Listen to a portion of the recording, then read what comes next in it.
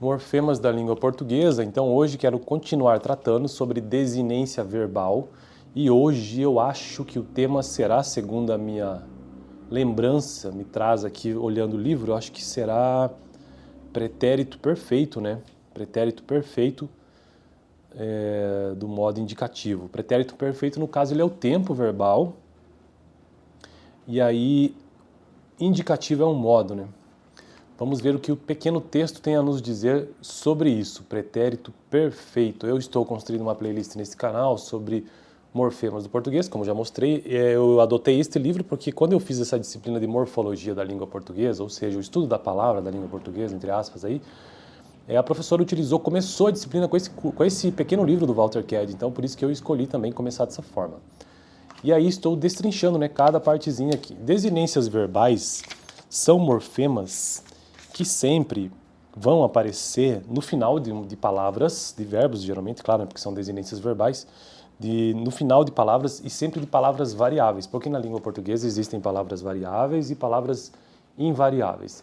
E aí existem desinências que elas ocorrem, no caso são desinências verbais aqui, né, que elas sempre ocorrem no final de uma palavra. Então, olha só esses exemplos aqui, ó, sobre essas desinências verbais, porque existem outras desinências, existem desinências de gênero, que marcam masculino e feminino. Existem desinências de número também, que marcam plural e singular, né? As verbais, elas são propriamente dito de verbos, né? E aí existem duas classificações para as desinências verbais. Elas sempre são classificadas ou exprimem, né, modo e tempo. Então, esses morfemas, que aqui são denominados desinências, são denominadas né, desinências, eles podem exprimir o modo do verbo, ou seja, se esse verbo ele é indicativo, se ele indica algo no mundo real, se ele é subjuntivo, basicamente esses dois, né, indicativo e subjuntivo. E aí ele também exprime, essa desinência verbal, ela também exprime tempo. Tempo o quê? Tempo verbal, presente, passado e futuro, é basicamente isso.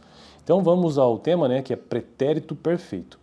Aqui ele diz, nesse pequeno livro, que... acabei começando o assunto e não terminando ali, né?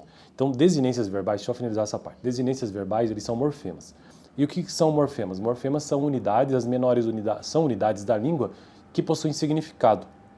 Então, vamos pensar num exemplo de uma palavra como deixa eu pegar um para ficar bem claro aqui, ó. Como garoto e garota, né?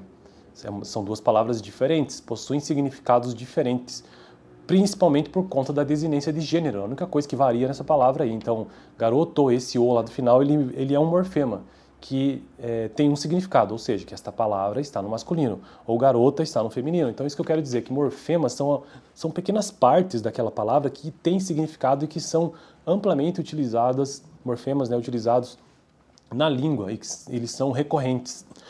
Essa marcação do O, nesse caso, como desinência de gênero, ela é sempre assim, ela sempre marca gênero, na maioria das vezes. Então, isso são morfemas, né? Daí os morfemas, eles são categorizados, por exemplo, radical, ou então prefixo, sufixo, afixos, né, no geral, também são morfemas, eles têm significado e são recorrentes.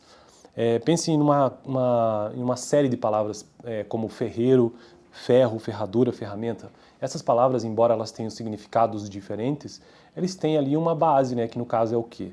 No caso é o radical, né? Todas essas palavras têm o mesmo radical, que é fer, F-E-R-R. Ou seja, esse fer, ele é um morfema, porque ele tem significado na língua. Todas as palavras têm a mesma história, provavelmente. Se eu for buscar a raiz que tem a ver com a história, eu vou encontrar algo desse tipo. E é comum nesta família de palavras, né? Ferreiro, ferro, ferrador e ferramenta. O radical, nesse caso, é um morfema. Então, prefixo, sufixo também são morfemas. Desinências, daí tem, como eu já disse, as desinências de gênero, desinências de número e desinências verbais. Então, aqui no nosso livro, já entrando no tema, que vai ter que ser bem curto, o pretérito perfeito, ele marca como um morfema zero, ou seja, um morfema que ele não está lá na palavra, mas ele é considerado como existente. Geralmente o plural é assim em muitas palavras, né? E nesse caso aqui, para as 5 primeiras pessoas, então diz-se que no pretérito perfeito, esse é um morfema zero. Só que ele não traz exemplos e nada disso. Então, deixa eu ver se ele traz. Na verdade tem um aqui, ó, que seria o morfema ará, para a terceira pessoa do plural. Pretérito perfeito, né?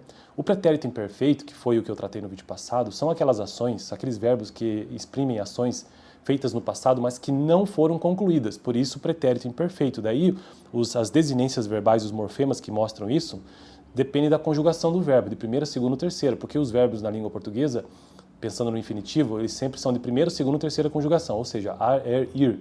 Então, é amar, ar, esse ar é a primeira conjugação. Segunda conjugação, comer, segunda conjugação. Terceira conjugação, é dormir, ir. Então, veja que são verbos de terceira conjugação. E conforme a conjugação do verbo, é que se identifica, então, qual que é a desinência verbal do pretérito imperfeito que eu tratei no vídeo passado. Então, amava, né? Eu amava. Esse vado final evidencia o pretérito imperfeito, como do indicativo, né? Essa desinência é modo temporal. Agora, o pretérito perfeito eu deduzo que seja o contrário, porque aqui no texto ele não deixa isso claro. Então, eu terei que fazer uma breve consulta no nosso chat GPT para a gente finalizar esse vídeo minimamente aceitável. Então, vamos lá. Olha só. O que é pretérito perfeito? O que é pretérito perfeito e traga exemplos do pretérito disso no indicativo. E assim a gente finaliza o vídeo. Espera aí, escrevi errado aqui. Chat GPT é muito bom, cara. Ainda mais quando você entende um pouco e consegue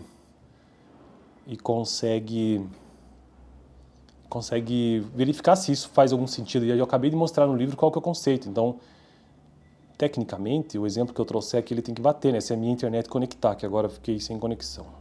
Vamos, filho. Tarará.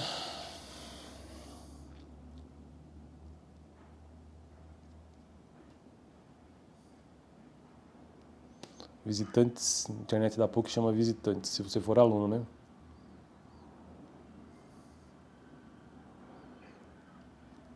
Traga exemplos do pretérito. De novo, vou ter que escrever perfeito. Eu não edito esses vídeos, então fica assim mesmo. Traga exemplos do pretérito perfeito no modo indicativo, do modo indicativo. Indicativo. O que é? Tá, vamos ver o que ele diz. Então, o pretérito perfeito do indicativo é um tempo verbal que indica uma ação, bom, é aquilo que eu deduzi então, né? É uma ação concluída no passado, ou seja, algo que começou e terminou. O modo indicativo mostra a certeza, uma realidade ou fato. Exemplos de frase no pretérito perfeito do indicativo. Vamos ver se a desinência verbal, ou seja, o morfema é esse mesmo, né? Que aqui ele mostra que é morfema 0 para as 5 primeiras pessoas no livro e na terceira pessoa do plural ele fica como ra. Eu estudei muito ontem, então veja que está no passado, né? Por isso pretérito, indicativo indica algo real. Eu estudei muito ontem, então estudei, né, nesse caso. Ele viajou para o litoral no feriado, uma ação no passado finalizada. Nós compramos uma casa no ano passado. Eu, tu, ele, nós, vós, eles, tá. Você assistiu, eles chegaram... Não. Ah, exatamente. Então se confirma mesmo, é o único exemplo que eu tenho, porque todos os outros são morfemas 0, ó. Eles chegaram cedo à festa. Esse irá evidencia, portanto, então esse pretérito perfeito. Eu não vou falar sobre o M aqui no final da palavra do eles chegaram cedo à festa, porque isso evidencia outra coisa. No caso, marcação de plural, né? Bom, então eu acho que é isso, deu para entender basicamente o que significa pretérito perfeito, ou seja, a ação no passado que foi concluída. E aí, morfema 0 para as 5 primeiras pessoas e para a terceira pessoa do plural, marcado pelo morfema ra. Acho que é isso, né? Tanto que ele tem um tracinho tanto antes como depois, ou seja, que mostra que essa desinência ela tem continuação, antes desse ra, logicamente, né? E depois também. Beleza? Eu fico por aqui. No vídeo passado, então, eu tratei sobre pretérito imperfeito. Deixarei esse vídeo aqui no final. Lembrando, estou construindo uma playlist sobre morfemas da língua portuguesa. Este livro eu indico, se você quer entender um pouco. E também indico a biblioteca da PUC aqui em Curitiba, como a própria universidade no curso de Letras Português e Inglês, que inclusive eu sou aluno desse curso aqui na universidade atualmente. Valeu!